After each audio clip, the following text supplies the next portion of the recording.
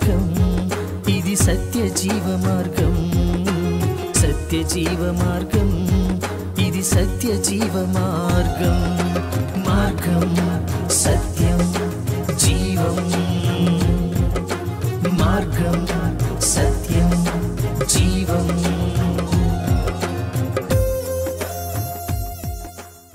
ప్రభును ప్రియరక్షకుడైన యేసుక్రీస్తు నామములో మీ అందరికీ నా హృదయపూర్వక వందనాలు. సత్యజీవ మార్గం అనే ఈ ఆధ్యాత్మిక కార్యక్రమానికి మీ అందరికీ స్వాగతం. ప్రియులారా, ఈ కార్యక్రమంలో దేవుడు మనందరితో మాట్లాడాలని చిన్న ప్రార్థన చేసుకుని ముందుకు కొనసాగుతాం. మహాగణుడు పరిశుద్ధుడు అయిన మా ప్రభువా, మీకు స్తుతులు స్తోత్రములు చెల్లిస్తూ ఉన్నాం. కృపా కనికరాలు కలిగిన దేవుడివి, ఇదిగో నాయన ఉన్నవాడివి నా ప్రభువా, సజీవుడైన దేవుడు నా ప్రభువా. ఇదిగో నా తండ్రి, ఈ సమయంలో మాతో మాట్లాడమని, మీ సహాయాన్ని మాకు అనుగ్రహించమని మీ పాదాలు పట్టుకుని బ్రతమాలుతూ ఉన్నాం. మీ సన్నిధి మాకు తోడుగా ఉంచండి.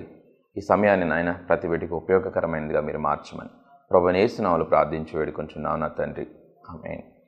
ప్రియులారా, నేటి వాక్య భాగంలో మనం ధ్యానం చేసుకోబోయే అంశం ప్రకటన గ్రంథం 22వ అధ్యాయం 14వ వచనం. జీవవృక్షమునకు హక్కు గలవారై గుమ్మముల గుండా ఆ పట్టణంలోనికి ప్రవేశించున్నట్లు తమ వస్త్రములను ఉదుకుకొనువారు ధన్యులు. ప్రియులారా, నేటి వాక్య భాగానికి నేను ఇవ్వాలనుకున్న టైటిల్ ఏంటంటే, ఆయన అమాయకుడు కాదు. ఆయన అమాయకుడు కాదు. ఆడంబరాల కంటే వ్యక్తిగత సిద్ధపాటు చాలా అవసరం. ఆడంబరాలు వద్దు, వ్యక్తిగత సిద్ధపాటు ముద్దు. అంటే చాలాసార్లు నేటి విశ్వాస సమాజం ఆడంబరాలకి ఎక్కువ ప్రాముఖ్యతనిస్తున్నట్టుగా, పైకాడ విషయాలకి, పైకి కనిపించే విషయాలకి ఎక్కువ ప్రాధాన్యతనిస్తూ అంతరంగిక శుద్ధి, అంతరంగిక భక్తి, హృదయంలో ఉన్న భక్తి అది కనుమరుగైపోయేటట్లుగా, వారు నిర్లక్ష్యం చేసేటట్లుగా చాలామంది జీవితాలు కనిపిస్తూ ఉంటాయి. ప్రియులారా, ప్రస్తుతము మనం నేర్చుకోవాల్సిన ఆ ప్రత్యేకమైన విషయం ఏంటంటే, మన అంతరంగం ఎలా ఉంది. ఆయన అమాయకుడు కాదు కదా. ఆయన ఆకాశమందు ఆసీనుడై అందరినీ తేటగా పరిశీలిస్తున్న దేవుడు. నేడు మనుషులు ఎవరిని మోసం చేయొచ్చు? సాటి మనిషిని మోసం చేయొచ్చు. సాటి మనిషి పైకాడ విషయాలు చూడొచ్చు, పైకాడ విషయాలు చూడొచ్చు. సో ప్రస్తుత సమాజంలో పాస్టర్లను మోసం చేయొచ్చు. సో ఇలాగూ అనేక మంది మనుషుల్ని మోసం చేయొచ్చేమో, కానీ దేవుణ్ణి మోసం చేయడం కుదరదు. దేవుని మోసం చేయడం కుదరదు. మనము దేవుని మనసులో చోటు సంపాదించే వారంగా ఉండాలి. దేవుణ్ణి గెలిచే వారంగా ఉండాలి. చాలామంది మనుషులను పడేస్తుంటారు, పాస్టర్లను పడేస్తూ ఉంటారు. కొంతమంది విశ్వాసాలను చూసి కొంతమంది పాస్టర్లు చాలా అంటే చాలా, వాళ్ళు పాడింది పాట ఆడింది ఆట అన్నట్టుగా వారు చేస్తున్న సహాయాన్ని బట్టి, ఏమండి, వారు ఇస్తున్న సపోర్ట్ని బట్టి, అది వారు ఎలాంటి వారైనా కూడా మరి వారికి ఒత్తాసు పలకక తప్పని పరిస్థితులు. కానీ సరిచేయడం, ఖండించడం, వ్యక్తిగతంగా మాట్లాడటం, ఆ యొక్క సంఘంలో అలాంటి పరిస్థితి లేకుండా చూసుకోవడం, ప్రతి ఒక్కరిని కూడా ప్రభు రాకడ కొరకు, ప్రభు రాజ్యం కొరకు సిద్ధపరచడం, ఇది చేస్తూ ఉండాల్సిన పాస్టర్లను సైతము మరి నమ్మించి భ్రమపరిచే చాలామంది ఉంటారు. అయితే మనుషుల్ని ఖచ్చితంగా నమ్మించవచ్చు. పాస్టర్లు కూడా మనుషులే కాబట్టి, సాటి తోటి విశ్వాసులు కూడా మనుషులే కాబట్టి ఎవరినైనా నమ్మించవచ్చు, ఎవరి దగ్గరైనా ఎలాగైనా భ్రమపరిచే విధంగా ప్రవర్తించవచ్చు. కానీ దేవుణ్ణి నమ్మించడం అనేది, దేవుణ్ణి మోసం చేయడం అనేది కుదిరే పని కాదు. వ్యక్తిగత సిద్ధపాటు చాలా ప్రాముఖ్యం. జీవ వృక్షమునకు హక్కు గలవారై గుమ్మముల గుండా ఆ పట్టణంలోనికి ప్రవేశించినట్లు తమ వస్త్రములను ఉదుకుకొనువారు ధన్యులు. ప్రియులారా, చాలా జాగ్రత్తగా సిద్ధపాటు పొందుకోవాల్సిన రోజుల్లో మనం ఉన్నాం. అంత్యదినాల్లో ఉన్నాం. మన జీవితం ఎలా ఉంది? ఇక ఏళ్ళని మనం చూడడం మానేద్దాం. అంటే ఎదుటి వ్యక్తులలో ఉన్న లోపాలని చూడడం మానేద్దాం. ఎదుటి వ్యక్తుల్లో లోపాలు కనిపించినప్పుడు, అయ్యో అవి నాలో ఉన్నాయేమో అని ఒకసారి పరిశీలన చేసుకుని, ఉంటే వాటిని విడిచిపెట్టి, ఒకవేళ నీలో లేవని నీకు స్పష్టంగా తెలిస్తే అవి వచ్చే ప్రమాదం ఉంది అని గుర్తించి, ఆ లోపాలు, ఆ దేవునికి వ్యతిరేకమైన క్రియలులోకి, నీ యొక్క విశ్వాస జీవితంలోకి కానీ, ఒక సేవకునిగా నీవు ఉంటే నీ సంఘంలోకి కానీ చొరబడకుండా, రాకోకుండా చూసుకోవలసిన, జాగ్రత్త వహించాల్సిన బాధ్యత నీ మీద ఉంది. అలా కాక నిర్లక్ష్యంగా మనం ఉంటే చాప కింద నీరులాగా మరి అతిక్రమాలు మన జీవితంలోకి ప్రవేశిస్తాయండి. ఈ శరీరంలో మనం ఉన్నంతకాలం ఈ శరీర నియమము మన మీద పనిచేస్తూ ఉంటుంది. అతిక్రమాలు మన జీవితంలోకి చాప కింద నీరులాగా చాలా సైలెంట్గా ప్రవేశిస్తాయి, చొరబడతాయి, మనల్ని వశపరుచుకుంటాయి. కాబట్టి కొంచెము మనల్ని మనం శుద్ధి చేసుకోవడం, కొంచెం మన గురించి మనం అవగాహన కలిగి ఉంటాం, మెలకువ కలిగి ఉంటాం, జాగ్రత్త వహించడం చాలా ప్రాముఖ్యం కదా. సో ఆడంబరాలు వద్దు, వ్యక్తిగత పరిశుద్ధత ముద్దు. సో ఎవరు ఆడంబరాలకి పోతారు, ఎవరు మరి డబ్బు వైపు చూస్తారు, ఎవరు వివిధ గుర్తింపుల వైపు ప్రాకులాడతారు, ఎవరు స్త్రీ కొరకు జారిపోతారు అంటే విశ్వాసంలో కొంచెం బలహీనత ఉన్నవారు, అంటే అల్ప విశ్వాసం ఉన్నవారు, అవిశ్వాసం ఉన్నవారు. సో వారు అసలు దేవునికి ఇష్టలుగా జీవించాలనే తపనే లేకుండా బ్రతుకుతారు. విశ్వాసం ఉన్నవారు సహితం జారిపోవడానికి అవకాశాలు ఉన్న ఈ రోజుల్లో ఒకవేళ నీలో అల్ప విశ్వాసం, అవిశ్వాసం ఉన్నట్లయితే అప్పుడు ఎక్కువగా ఈ లోకంలో కలిసిపోయే ప్రమాదం ఉంటుంది. కాబట్టి వ్యక్తిగత సిద్ధపాటు, పర్సనల్గా మన అంతరంగికంగా శుద్ధి మనలో ఉందా లేదా, మనము వ్యక్తిగతంగా దేవునికి అనుకూలస్థులంగా ఉన్నామా లేదా, ఏ రోజుకి ఆ రోజు, ఏ క్షణానికి ఆ క్షణం పరిశీలన చేసుకోకుండా ఉంటే ఆ సిద్ధపాటు కోల్పోయే ప్రమాదం ఉంటుంది. చివరి వరకు ఓపికతో కనిపెట్టువాడు నిత్యత్వాన్ని పొందుకుంటాడు. కాబట్టి జాగ్రత్త వహిద్దాం. దానివలన చాలా మేలండి, దానివలన చాలా మేలు. ఈ లోకంలో గొప్ప నెమ్మది ఇస్తాడు, ఈ లోకంలో ఆశీర్వాదం ఇస్తాడు, దేవుడు ఈ లోకంలో చాలా అంటే చాలా ఘనత ఇస్తాడు, అన్ని దేవుడిస్తాడు. కానీ మరలా వాటి కొరకు ప్రాకులాడి ఇలా చేయండి అని కాదు, దేవుని రాజ్యం కొరకు సిద్ధపడాలి. దేవుని రాజ్యం చాలా ఉన్నతమైంది. జీవవృక్షానికి అవ్వ ఆదాము హక్కును కోల్పోయారు. వారు అపవాదైన సాతాను మాట విని వారు జీవవృక్షానికి హక్కును కోల్పోయారు. జీవవృక్షానికి హక్కును కోల్పోయి వారు ఈనాడు ఇంత శ్రమ మనిషి అనుభవించాల్సిన పరిస్థితిని తీసుకొచ్చారు. అంటే అంత దేవుని సన్నిధిని అనుభవించే అవ్వ ఆదాము దేవునిని నేరుగా కలవగలిగి దేవునితో మాట్లాడి దేవుడు అనుగ్రహిస్తున్న ఈవులు అన్నిటినీ అనుభవిస్తూ గొప్ప నెమ్మదితో శాంతితో బ్రతుకుతున్న ఆ అవ్వ ఆదాముని సాతాను భ్రమపరచగలిగింది అంటే, ఆ సర్పము మోసపరచగలిగింది అంటే, మనల్ని కూడా అపవాదైన సాతాను మోసపరచగలదు, భ్రమపరచగలదు అనే కదా అర్థం. కాబట్టి మనం దేనికి ప్రాధాన్యతనిస్తున్నాం అనేది ప్రాముఖ్యం. ఎంతగా నీవు నిలబడి ఉన్నా, ఎంతగా దేవునికి అనుకూలస్తుడిగా జీవిస్తున్నప్పటికీ కూడా ఇంకా జాగ్రత్త వహించడం చాలా ప్రాముఖ్యం. దేవుని దీవెనలు మనం చూడాలి, దేవుడు అనుగ్రహించే అత్యున్నతమైన ఈవుల్ని మనం అనుభవించగలగాలి. ప్రియులారా, ఆ పట్టణం ఎంత బంగారుమయం, ఎంత అద్భుతం, ముత్యాలు రత్నాలతో అది చేయబడి బంగారు మైదులలో మనం తిరిగి ఆ జీవవృక్షానికి హక్కు గలవారై యుగయుగాలు తరతరాలు ఆ దేవునితో ఉండే గొప్ప ధన్యకరమైన ఆ యొక్క స్థితిని కోల్పోయే ప్రమాదం ఈ శరీర నియమం చేస్తుందని గుర్తింపు, గ్రహింపు మనకుండి జాగ్రత్త వహిద్దాం. చూడండి ఎంత అద్భుతం ఆ పట్టణము. 21వ అధ్యాయం 18వ వచనం నుంచి చూద్దాం. ఆ పట్టణపు ప్రాకారము సూర్యకాంతములతో కట్టబడిను, పట్టణము స్వచ్ఛమగు స్ఫటికముతో సమానమైన శుద్ధ సువర్ణముగా ఉన్నది. ఆ పట్టణపు ప్రాకారపు పునాదులు అమూల్యమైన నానావిధ రత్నములతో అలంకరింపబడి ఉండెను. మొదటి పునాది సూర్యకాంతపు రాయి, రెండవది నీలము, మూడవది యమునారాయి, నాలుగవది పచ్చ, ఐదవది వైడూర్యం, ఆరవది కెంపు, ఏడవది సువర్ణరత్నము, ఎనిమిదవది గోమేదికము, తొమ్మిదవది పుష్యరాకము, 10వది సువర్ణల సునీయము, 11వది పద్మరాగము, 12వది సుగంధము. చూడండి ఈ 12 పునాదులు, 12 పునాదులు, 12 రత్నాలండి. 12 పునాదులు కూడా 12 రత్నాలు. 21వ వచనం, దాని 12 గుమ్మములు. 12 పునాదులు ఉన్నాయంట, 12 గుమ్మములు. మన గుమ్మం అంత ఉంటుందా? చాలా పెద్ద గుమ్మం ఉంటుంది. దాని 12 గుమ్మములు, 12 ముత్యములు. 12 గుమ్మములు, 12 ముత్యములు. అంటే ముత్యములు అంటే ఒక గుమ్మాన్ని ముత్యాలతో పొదిగుంటుంది అనుకుంటున్నారా? లేదు, ఒక్కొక్క గుమ్మమే ఒక్కొక్క ముత్యం. ఒక ముత్యాన్ని, పెద్ద ముత్యాన్ని మరి ఒక గుమ్మంగా చెక్కబడినట్లుగా ఉంటుంది. దాని 12 గుమ్మములు, 12 ముత్యములు. ఒక్కొక్క గుమ్మము ఒక్కొక్క ముత్యముతో కట్టబడి ఉన్నది. పట్టణపు రాజవీధి శుద్ధ సువర్ణమైన స్వచ్ఛమైన స్ఫటికమును పోలి ఉన్నది. దానిలో ఏ దేవాలయమును నాకు కనపడలేదు. సర్వాధికారియగు దేవుడగు ప్రభువును గొర్రెపిల్లియు దానికి దేవాలయమై ఉన్నారు. ఆ పట్టణంలో ప్రకాశించుటకై సూర్యుడైనను చంద్రుడైనను దానికి అక్కర్లేదు. దేవుని మహిమయే దానిలో ప్రవేశించుచున్నది, గొర్రెపిల్లయే దానికి దీపము. సో ఇది ఆ యొక్క పట్టణం యొక్క గొప్పదనం. ఆ పట్టణంలో ప్రవేశించినట్లు తమ వస్త్రములు ఉతుక్కునేవారు ధన్యులు. ఆ పట్టణంలో ప్రవేశించాలంటే వస్త్రాలను ఉతుక్కోవాలి. ఆ పట్టణంలో ప్రవేశించాలంటే వస్త్రాలు ఉతుక్కోను.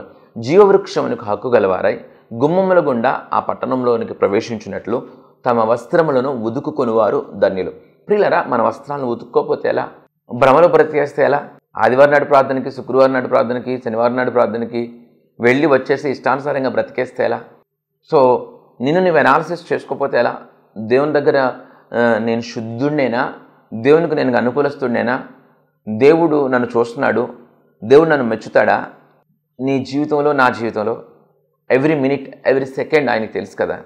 సో భ్రమపరిచే విషయాలు చాలామంది మరి ఈ సమాజంలో డబ్బు సంపాదనే ధ్యేయంగా, ఈ సమాజంలో మంచిగా బ్రతకడమే ధ్యేయంగా జీవిస్తూ ఉంటారు. ప్రియులరా, దేవుడు పరిస్థితిని మార్చగలడండి. మన పరిస్థితిని మార్చగలడు. మనకి అనుకూలమైన రోజులను దేవుడు ఇవ్వగలడు. సో ప్రస్తుతము ఇబ్బందిగా ఉంటుందని తప్పుదోవలు పట్టాల్సిన అవసరం లేదు. చాలా సమయాల్లో దేవుడు కలుగ చేసుకునేడానికి కొంత సమయం తీసుకుంటాడు. దేవుడు కొంత సమయం తీసుకుని మరి కలుగ చేసుకున్నప్పుడు జీవితం చాలా ఘనపరచబడుతుంది, మేలుగా మార్చబడుతుంది. ఆలోచన చేస్తే ఈ షడ్రక్, మెషక్, అబేద్నెగోలు అగ్నిగుండంలో వేయకముందే దేవుడు కలుగ చేసుకోవచ్చు. దేవుడు కలుగ చేసుకుని అగ్నిగుండంలో వేయకోకుండానే ఆపొచ్చు. కానీ షడ్రక్, మెషక్, అబేద్నెగోలు అగ్నిగుండంలో వేయబడేంత వరకు కూడా వారి ఓర్పును దేవుడు పరిశీలించుంటాడో, లేకపోతే వారిని దేవుడు ఘనపరచాలనుకుని ఉంటాడో, లేకపోతే వారి విశ్వాసాన్ని దేవుడు లోకానికి చాటి చెప్పాలనుకున్నాడో, ఏదేమైనా కూడా దేవుడు కలుగ చేసుకోవాలా. షడ్రక్, మెషక్, అబేద్నెగోలు అగ్నిగుండంలో పడిన తర్వాత దేవుడు కలుగ చేసుకున్నాడు. అలాగే కొన్ని సమస్యలు మనకి రాకోకుండా దేవుడు ఆపొచ్చు, ఒక్కొక్కసారి ఆపకపోవచ్చు కూడా. కొన్ని సమస్యలు రావచ్చు, ఆ సమస్యల్లో మనం పడవచ్చు. కానీ మనల్ని దేవుడు విడిచిపెట్టాడు. షడ్రక్, మెషక్, అబేద్నెగోలను విడిచిపెట్టలేదు కదండి. దానియేలు సింహాల బోన్లో వేయబడకోకుండానే దానియేలు గురించి గొప్పగా రాజుకు తెలిసేటట్టు దేవుడు చేయలేడా? ఖచ్చితంగా చేయగలడు. చేస్తే అంత ఘనత దానియేలుకి వచ్చేదా? ఏమో వచ్చేది కాదేమో. అంత గొప్పతనం దేవుని గురించి అంతా వాళ్ళకి తెలిసేది కాదేమో. కాబట్టి దేవునికంటూ ఒక ప్లాన్ ఉంటుంది. మనం సమస్యల్లో పడుకోకుండా ఆపగలిగినప్పటికీ కూడా ఆయన ఎలా చేస్తాడు అంటానికి దానియేలు జీవితం, షడ్రక్, మెషక్, అబేద్నెగోల జీవితం, యోసేపు జీవితం, అనేక ఉదాహరణలు, అనేక సాక్ష్యాలు మనకి పరిశుద్ధ గ్రంథంలో ఉన్నాయి. Okay, no issue. మీరు ఒకవేళ సమస్యల్లో, ఇరుకుల్లో, ఇబ్బందుల్లో మగ్గిపోతూ ఉన్నారేమో, విశ్వాసాన్ని కోల్పోవలసిన అవసరం లేదు. ఇంకా విశ్వాసాన్ని జాగ్రత్తగా కాపాడుకోవాల్సిన అవసరం ఉంది. షడ్రక్, మెషక్, అబేద్నెగోలు విశ్వాసాన్ని కోల్పోలేదు కదండి. అగ్నిగుండం లాంటి సమస్యలు, మీ సమస్యలు కాళ్ళు నొప్పనో, ఇంట్లో గలిబిలికరమైన పరిస్థితులనో, ఇంట్లో సఖ్యత లేదనో, భర్త మంచోడు కాదనో, ఆర్థికపరమైన సమస్యలనో, ఆరోగ్య సమస్యలనో, పిల్లల విషయమై సమస్యనో ఎంతో అల్లాడిపోతున్నారా? ఆ సమస్యలు తట్టుకునేటట్టుగా లేవా? అయ్యో ఏంటి ఇంత భయంకరంగా నా జీవితం ఉంది, అసలు ఇంత ఇలాగూ ఊబిలో కూరుకుపోయానేంటి అని కలవరం చెందుతున్నారా? ఏ పరిస్థితికైనా చాలిన దేవుడు కదా మన దేవుడు.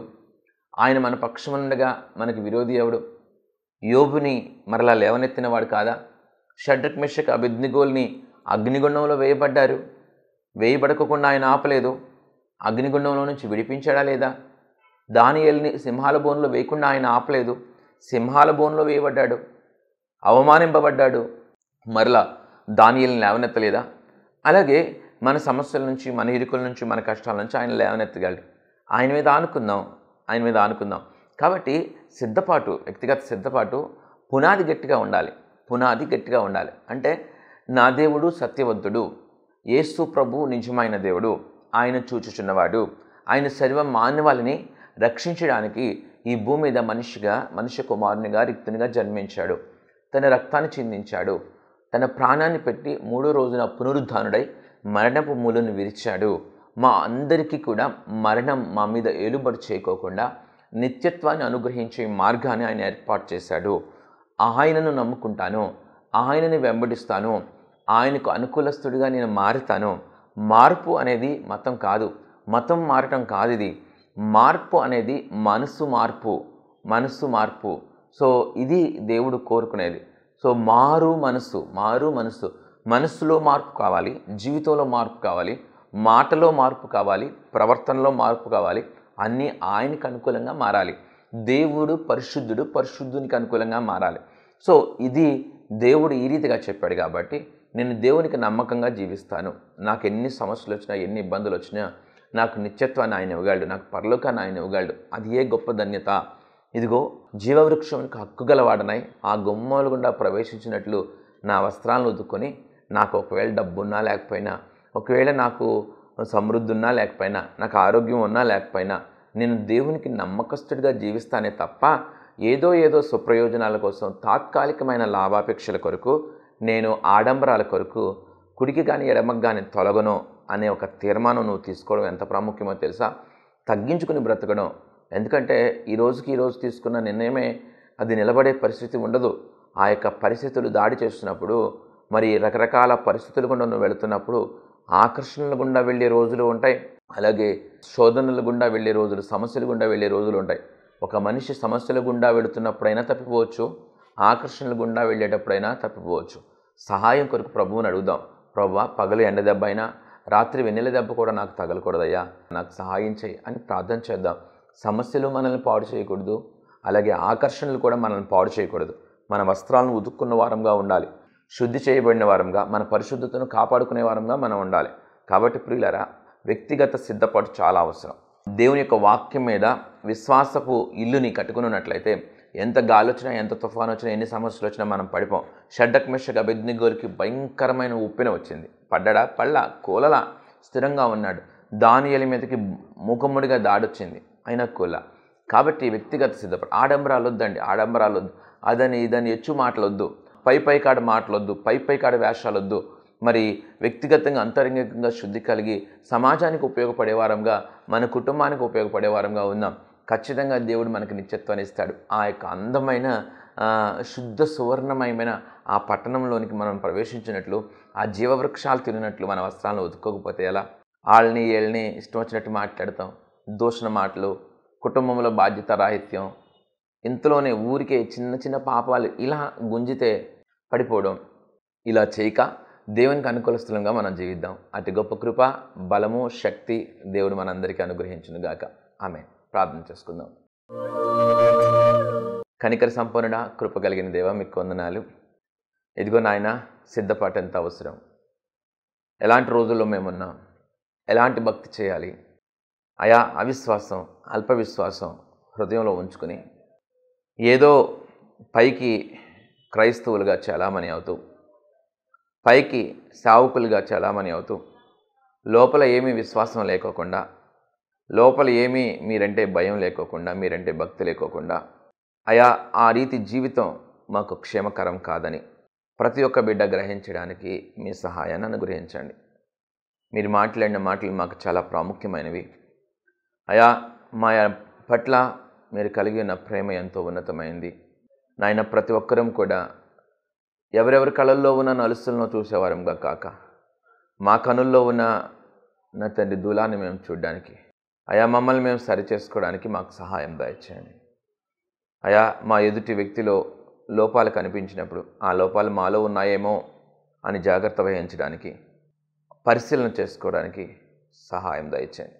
అలాగే అలాంటి లోపాలు, అలాంటి అతిక్రమాలు అయా మనిషి జీవితంలోకి చాప కింద నీరులాగా ప్రవేశిస్తాయని గుర్తెరిగి మా జీవితంలోకి ఆ లోపాలు ప్రవేశించకూడదని మరింత జాగ్రత్త కలిగి జీవించే ధన్యకరమైన జీవితం కూడా విన్న ప్రతి బిడ్డకి మీరు అనుగ్రహించండి.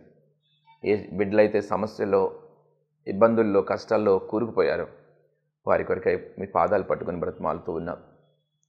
సత్యం కలిగిన దేవుడివి, జీవం కలిగిన దేవుడివి, శక్తి కలిగిన దేవుడు నాయన. ఆయా బిడ్డల్ని కనికరించమని, వారిని లేవనెత్తమని మీ పాదాలు పట్టుకుంటూ ఉన్నాం.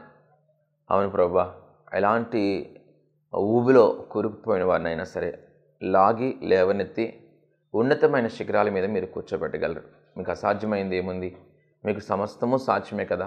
అలాంటి గొప్ప కృప ఆ బిడ్డలకు అనుగ్రహించి వారిని లేవనెత్తమని దీవించమని మీ పాదాలు పట్టుకుంటూ ఉన్నాం. అయా, ప్రతి కుటుంబంలో కూడా మీ కార్యాలను చేయండి. ఈ కడవరి రోజుల్లో అయా మీ గొప్ప కార్యాలను చూసి అయా అనేక మంది నా తండ్రి నా ప్రభ మిమ్మల్ని ఆశ్రయించి నిత్యత్వానికి వారసత్వం పొందే ధన్యత ఇవ్వండి నా ప్రభ. ఇదిగో నా తండ్రి మీ యొక్క పనివారిని ఇదిగో నాయన మీ సేవకులను కూడా విరివిగా వాడుకోండి అయా. ఇదిగో నా తండ్రి మీ కృపతో నింపి మీరు బలపరిచి నడిపించమని ప్రభుని యేసు నామములో ప్రార్థించి వేడుకొంచున్నాం నా తండ్రి. ఆమేన్. ప్రియులారా, దేవుడు మనందరిని దీవించి ఆశీర్వదించును గాక. ఆమేన్. పరలోకమే నా అంతఃపురం, చేరాలనే నా తాపత్రయం. పరలోకమే నా అంతఃపురం, చేరాలనే నా తాపత్రయం. యేసుదేవరా కనికరించవా, దారి చూపవా. యేసుదేవరా కనికరించవా, దారి చూపవా. పరలోకమే నా అంతఃపురం, చేరాలనే నా తాపత్రయం. పరలోకమే నా అంతఃపురం, చేరాలనే నా తాపత్రయం.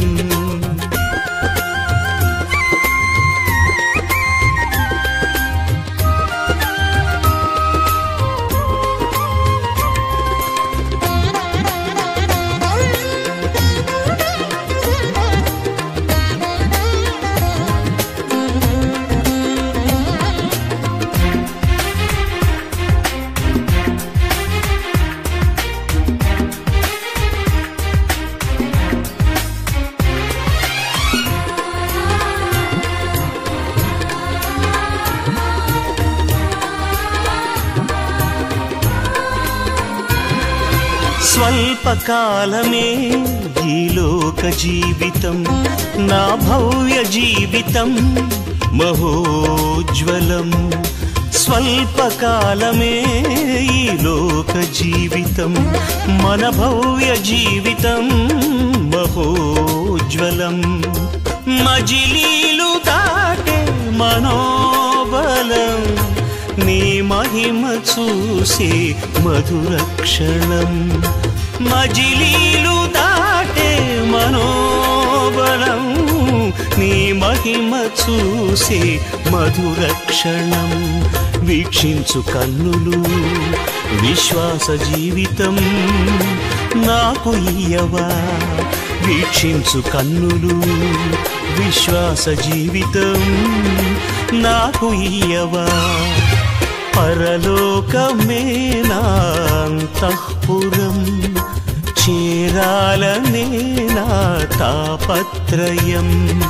పరలోకమే నా అంతఃపురం, చేరాలనే నా తాపత్రయం.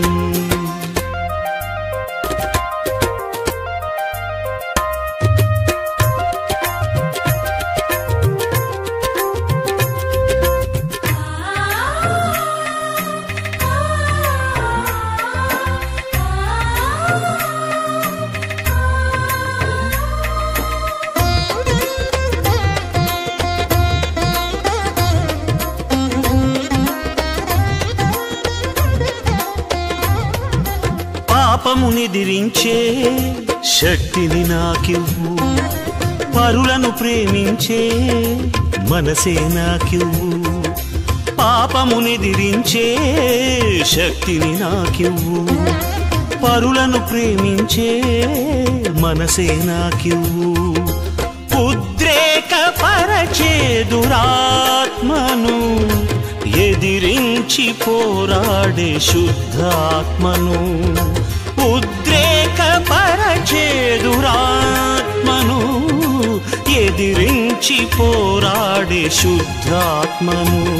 మోకాళ్ళ జీవితం కన్నీటి అనుభవం నాకు నేర్పవా. మోకాళ్ళ జీవితం కన్నీటి అనుభవం నాకు నేర్పవా.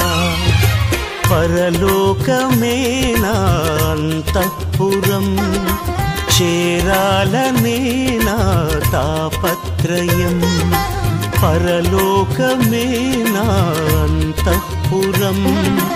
చేరాలనే నా తాపత్రయం. యేసుదేవరా కనికరించవా, దారి చూపవా. యేసుదేవరా కనికరించవా, దారి చూపవా. పరలోకమే నా అంతఃపురం, చేరాలనే నా తాపత్రయం. పరలోకమే నా అంతఃపురం, చేరాలనే నా తాపత్రయం. ఈ వర్తమానాలు ప్రతి ఆదివారం ఉదయం 7:30 గంటలకి, ప్రతి ఆదివారం సాయంత్రం 7:30 గంటలకి మీ అభిమాన ప్రవచన్ టెలివిజన్లో ప్రసారం అవుతున్నాయి. తప్పగా చూడండి. అలాగే యూట్యూబ్ ఛానల్ జోసఫ్ సుశీల్ని సబ్స్క్రైబ్ చేసుకోండి. మరి ఇతరులు కూడా ఆ ఛానల్ని సబ్స్క్రైబ్ చేసుకునే విషయంలో మీ పాత్ర మీరు పోషించండి.